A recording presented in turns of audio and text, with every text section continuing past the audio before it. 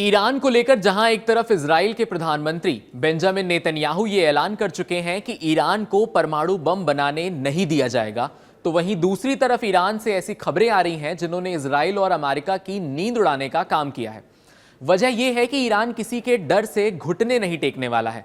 वजह यह है कि ईरान परमाणु बम बनाकर ही रहेगा, क्योंकि ये गवाही सुप्रीम लीडर खामेनेई नहीं बल्कि ईरान की परमाणु टीम कर रही है।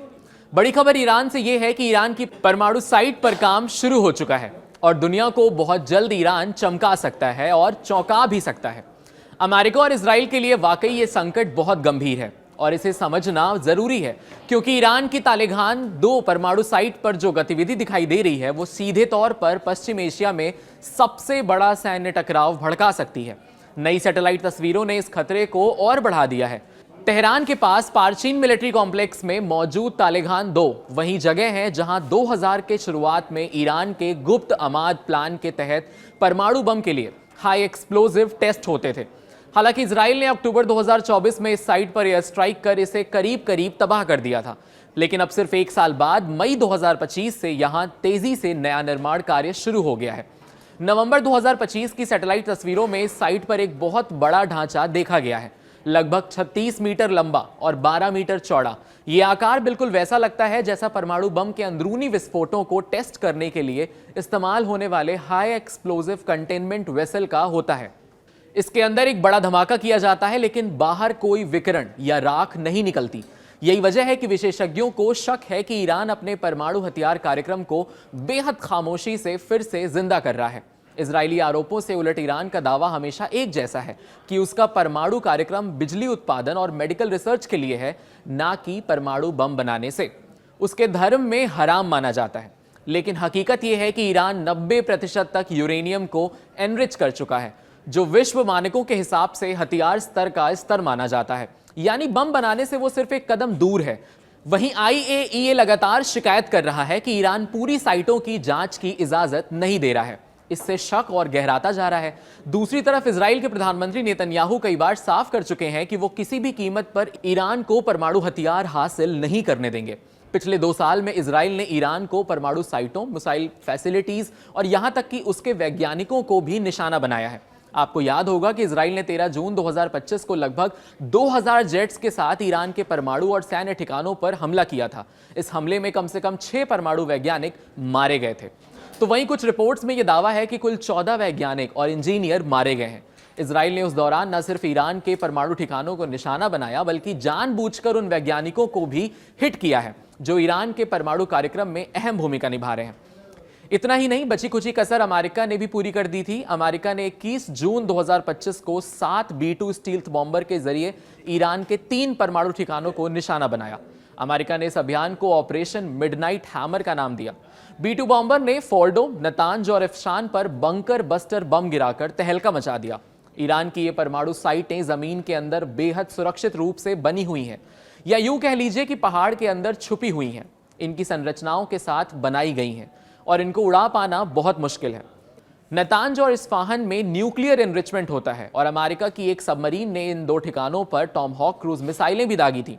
अमेरिकी राष्ट्रपति डोनाल्ड ट्रंप ने हमले को बहुत कामयाब बताया और दावा किया कि इन 3 परमाणु साइट्स को पूरी तरीके से नष्ट कर दिया गया है।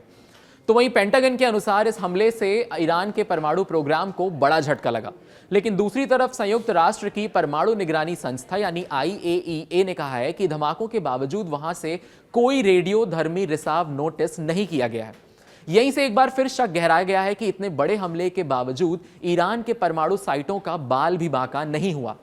वहीं यह भी खबर सामने आई कि परमाणु साइटों से करीब 500 ट्रक यूरेनियम से भरे निकलते देखे गए और फिर सवाल उठा कि इतना यूरेनियम आखिर कहां छिपाया गया है। बहरहाल अब जब ईरान की एक और परमाणु साइट तालेगान 2 दोबारा खड़ी हो रही है, तो इजराइल में फिर से बड़े हमले की तैयारी तेज हो गई है। सुरक्षा विशेषज्ञों का मानना है कि आने वाले दिनों में कोई बड़ा सैन्य अभियान देखा जा सकता है। अमेरिका भी खुलकर इजराइल के साथ खड़ा दिख रहा है। दोनों देश खुलेआम कह चुके हैं कि ईरान की नई साइटें सीधे तौर पर वैश्विक सुरक्षा के लिए खतरा बन सकती हैं। इस बीच दुनिया भर के विश्लेषक इस बात से चिंतित हैं कि अगर ईरान सचमुच किसी हाई एक्सप्लोजिव परमाणु टेस्ट की तैयारी कर रहा है, तो मध्य पूर्व में ऐसा बड़ा संकट पैदा हो सकता है जिसकी कीमत पूरी दुनिया को चुकानी पड़ेगी। तालिबान 2 पर बढ़ती गतिविधियां, इजराइल के संभावित हमले, अमेरिका का समर्थन और ईरान की खामोशी, ये सब मिलकर संकेत दे रहे हैं कि आने वाले हफ्ते पश्चिम एशिया में बेहद अस्थिर हो सकते हैं। दुनिया की नजर अब पूरी तरह इस जगह पर टिकी हुई है कि कहीं ये क्षेत्र फिर से युद्ध की आग में ना फंस जाए।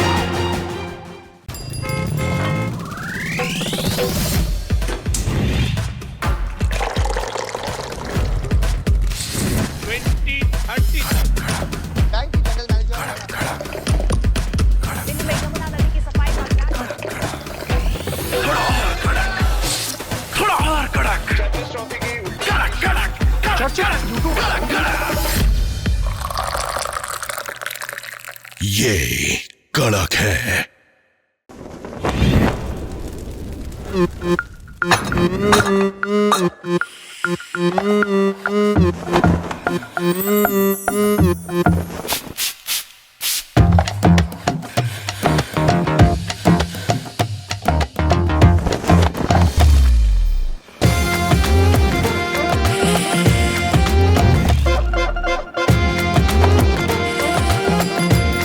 ये कड़क है।